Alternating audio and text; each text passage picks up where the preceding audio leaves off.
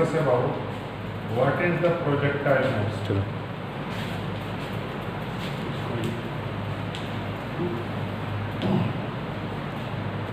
Projectile motion, when a body thrown in the air, under the influence of the gravity. ठीक है, जैसे this is x axis and this is y axis. मैंने बोला ये कि जब भी कोई बॉडी है, जैसे p बॉडी है, इसको किसी एयर में हम लोग फेंकते हैं, ठीक है, थ्रो करते हैं under the influence of the gravity. Gravity हमेशा याद रखिएगा एक्स एक्सिस पे होता है. ग्रेविटी हमेशा जो है एक्स एक्सिस पे होता है.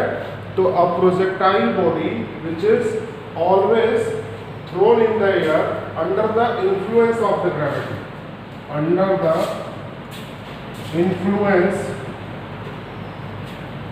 ऑफ द ग्रेविटी, ये होता है हमारा प्रोजेक्टाइल मोशन का statement. Clear?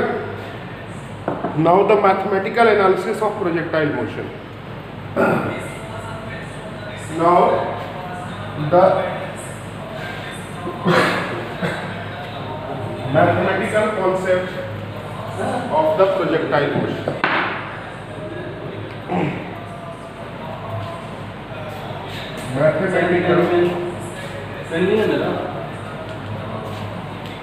Mathematical analysis of projectile motion. Mathematical analysis of projectile motion. Clear? अब इसमें एक डायग्राम है, उस डायग्राम को देखेंगे. If this is in x-axis and this is y-axis, clear? A body thrown this,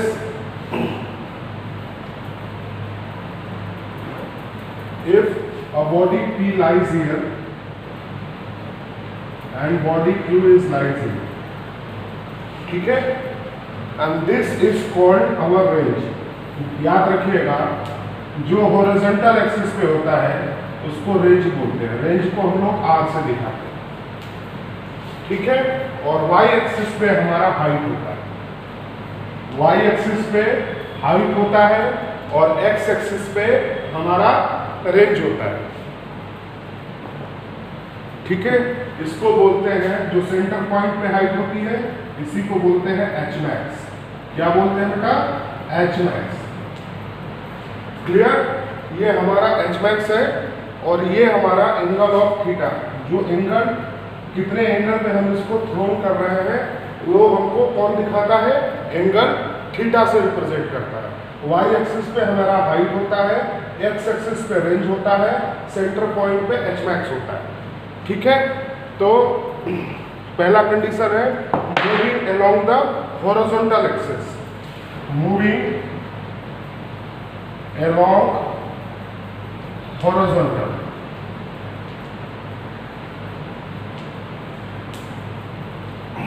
horizontal हमारा x axis है, तो एक्स इज इक्वल टू क्या होता है बेटा? एक्स डिस्टेंस पे हम लोग लेंगे तो क्या होता है? V X T plus half, चूंकि under the influence of the gravity है तो हाफ जी टी स्क्वायर हो जाए. क्लियर? अब देखिए, एक्सेलरेशन इस पॉइंट पे हॉरिजॉन्टल में 0 होता है, यानी कि यहाँ पे एक्सेलरेशन जो है 0 हो जाएगा. यानी ग्रेविटी एक्स एक्सिस पे कुछ नहीं लगेगा, क्योंकि अगर हम लोग अर्थ सरफेस पे चलेंगे तो ग्रेविटी का कोई रोल नहीं है. ग्रेविटी हमेशा या तो टॉप ऑफ द हाइट होगा या तो बॉटम ऑफ द हाइट.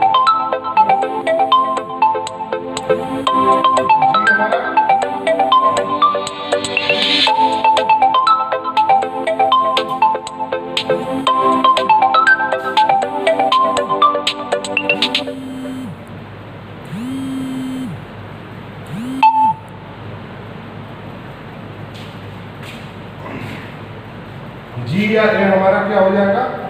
0। तो जब 0 होगा तो x इज इक्वल टू क्या हो जाएगा, vx और t। ये हॉरिजॉन्टल एक्सिस के लिए है, ठीक है।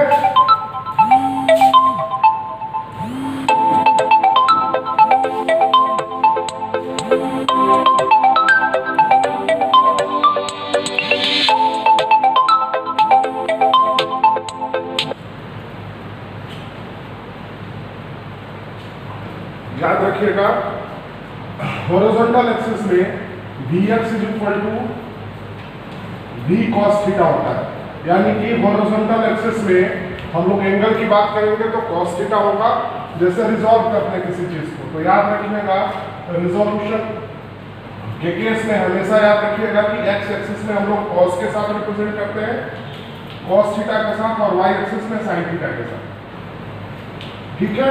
तो vx की जगह पे v नॉट cos थीटा रख देंगे, तो x इज इक्वल टू क्या हो जाएगा बेटा, v नॉट cos थीटा, और t पहले से है तो इनटू t हो जाएगा।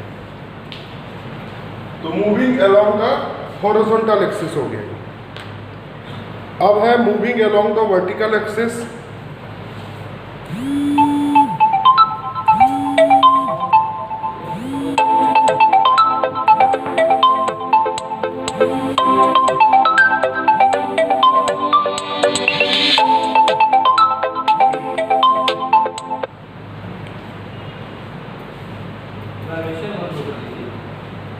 नाविगेशन में डाल दीजिए।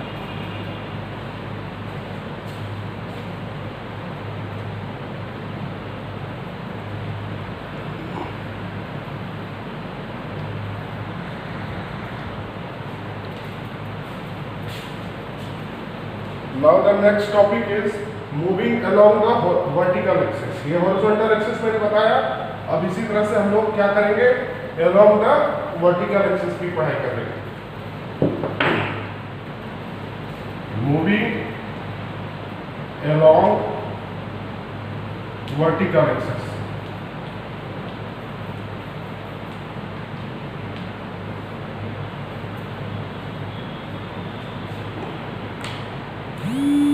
तो वर्टिकल एक्सिस में हमारा y है, तो y is equal to V Y T plus half G T square होगा ना, क्योंकि वर्टिकल एक्सिस में हाइट का होगा।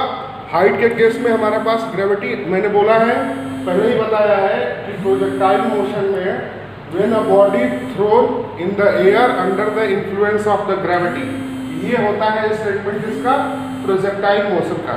तो इसी प्रकार से जाहिर सी बात है कि the concept is belonging for that, कि यहाँ से कोई भी चीज नीचे फेंकेंगे तो ग्रेविटी का रोल आ जाएगा।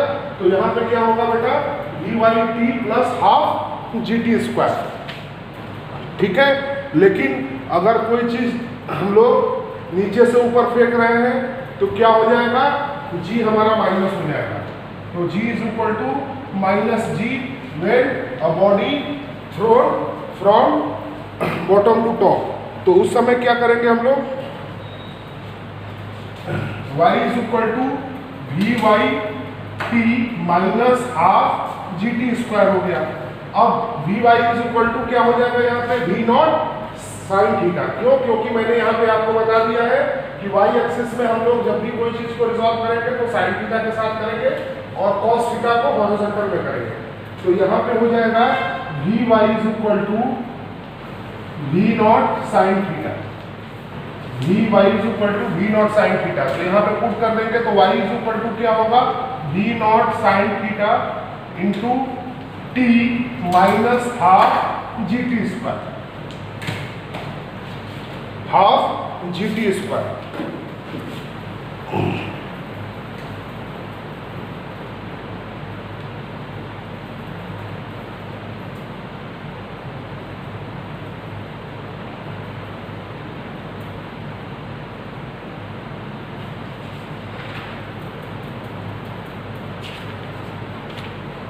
अब देखिए अगला है ट्रेजेक्ट्री ऑफ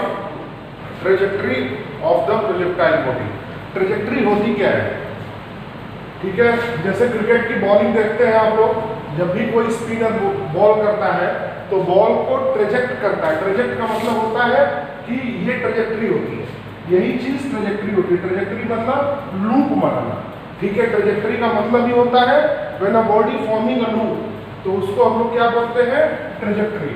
तो ट्रेजेक्ट्री के बारे में हम लोग पढ़ लेंगे, ट्रेजेक्ट्री क्या होती है, ट्रेजेक्ट्री फाइंड कैसे करते हैं।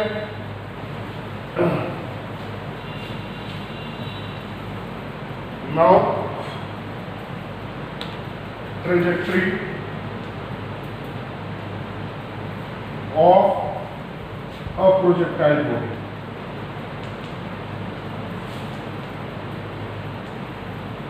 Trajectory of the projectile body.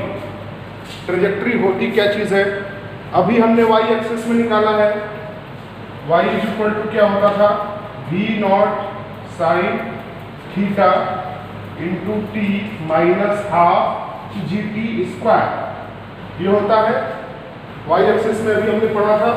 अब देखिए पहले इक्वेशन से, जो हॉरिजॉन्टल एक्सिस में क्या था, फ्रॉम हॉरिजॉन्टल एक्सिस इक्वेशन क्या था, v naught x is equal to v naught cos theta into टी, तो यहां से t निकल जाएगा x upon v naught cos theta. अब ये t की वैल्यू उठा के इसमें पुट कर दीजिए, इसमें पुट करके सॉल्व कर देंगे तो वही ट्रेजेक्ट्री आ जाएगा इसका। तो इस इक्वेशन में t की वैल्यू की जगह पे, ये जो t की वैल्यू आई है x upon v naught cos theta, इसकी जगह पे वैल्यू पुट कर देंगे, तो y इज इक्वल टू क्या आ जाएगा, v not sine theta into x upon v naught cos theta minus half g, अब t की जगह पे ये वैल्यू रखेंगे तो x upon v naught cos theta का स्क्वायर हो जाएगा। बस इसी को सॉल्व करेंगे, sine theta upon cos theta क्या होता है, टैन थीटा हो जाता है।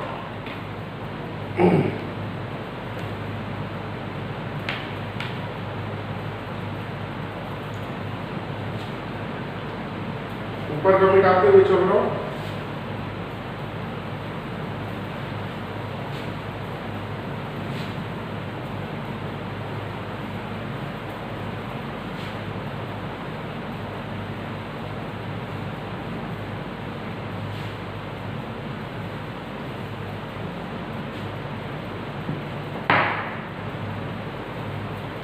देखिए ये sine theta upon cos theta क्या हो जाएगा, टैन थीटा, ठीक है। v नॉट कैंसिल हो जाएगा तो क्या बचेगा, y is equal to X upon X into tan theta minus G X square upon two v square cos square theta. ये इसका ट्रेजेक्ट्री फॉर्म हो जाएगा।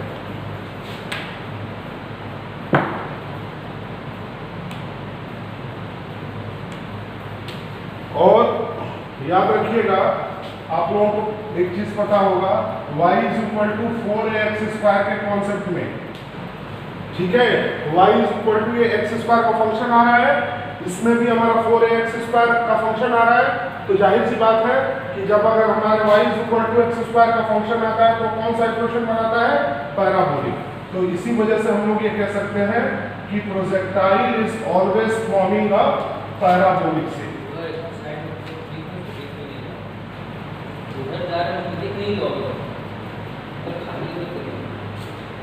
याद रखिएगा, देखिए पैराबोलिक शेप में क्या होता है कि फंक्शन में हमारा एक्स स्क्वायर का कॉन्सेप्ट आना चाहिए। यहाँ देखिए एक्स स्क्वायर का कॉन्सेप्ट आ रहा है, तो ये इक्वेशन क्या शो कर रहा है कि it's always shows in a parabolic equation. तो ये जो इक्वेशन है ये कौन सा इक्वेशन शो कर रहा है, पैराबोलिक इक्वेशन।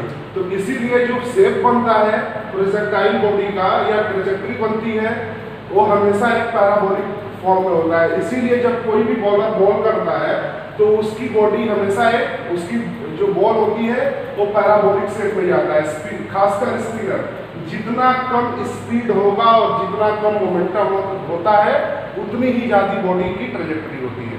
इस कॉन्सेप्ट को दिमाग में बैठा लीजिएगा। वही अगर फास्टर बॉलर बॉल करता है उसकी ट्रैजेक्टरी कम होती है, ना के बराबर होती है। लेकिन वही स्पिनर जब बॉल को स्लो करता है तो उसकी लूप बनती है, और वो लूप किस फॉर्म में होता है? Parabolic form.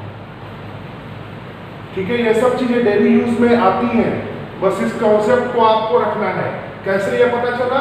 ये पता चला इस इक्वेशन से, क्योंकि यहाँ पे एक्स स्क्वायर का फंक्शन है, इसमें भी एक्स स्क्वायर का फंक्शन है, तो ये हमारा क्या हो जाएगा? Parabolic equation. तो ये होगा आपका trajectory of a projectile body.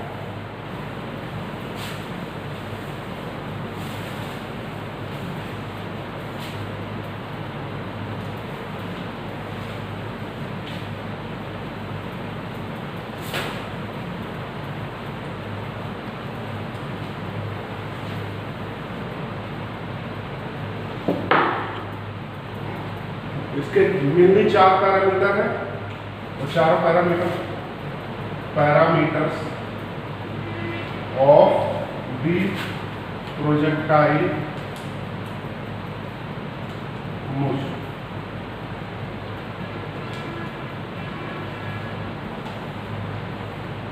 Parameters of the projectile motion ये है time of flight, maximum height, range, और देखिए एक होता है रेंज और एक होता है मैक्सिमम रेंज। आप रेंज में ही पढ़ सकते हैं। तो एक होता है टाइम ऑफ फ्लाइट,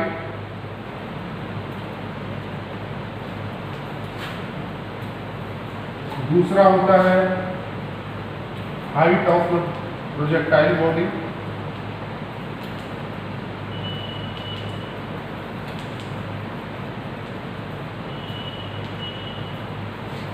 तीसरा होता है रेंज और मैक्सिमम रेंज। रेंज निकाल लेंगे तो उसी से हम लोग मैक्सिमम रेंज भी निकाल लेंगे। Range oblique maximum range of projectile.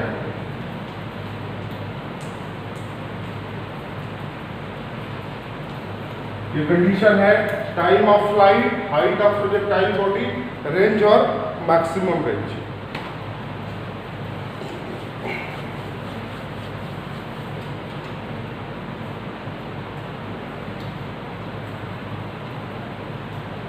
अब ये तीनों चीज कल की क्लास में या कल की वीडियो में अपलोड कर दूंगा। आज मैंने क्या बताया, what is projectile body horizontal condition में, वर्टिकल कंडीशन में, और इसकी ट्रैजेक्टरी और इसके पैरामीटर्स कौन कौन से होते हैं, ये आज की वीडियो में आप लोगों को मिल जाएगा। कल की वीडियो में ये तीनों कॉन्सेप्ट क्लियर कर दूंगा और ये आपका पूरा कवरअप हो जाएगा। न्यूमेरिकल रह जाएगा। न्यूमेरिकल की जो है वीडियो आपको नेक्स्ट फ्राइडे मिल जाएगी, क्योंकि बाकी चारों दिन स्लॉटिंग में नहीं मिल पाएगा। तो आपका ये पूरा कवरअप हो जाएगा, सारा वीडियो आप लोगों के पास हो गया। तो आप लोग वहाँ से भी पढ़ सकते हैं, जिनका छूटा है या जो लोग न्यू एडमिशन लिए। जो लोग क्लास अटेंड किए हैं उनके लिए तो पहले से ही नोट्स बना लिए हैं और सब कुछ पढ़ा दिया है। ये उन लोगों के लिए है स्पेशली जो कि जिनका छूटा हुआ था या फिर मैं किसी कारणवश वीडियो अपलोड नहीं कर पाया। ठीक है, चलिए।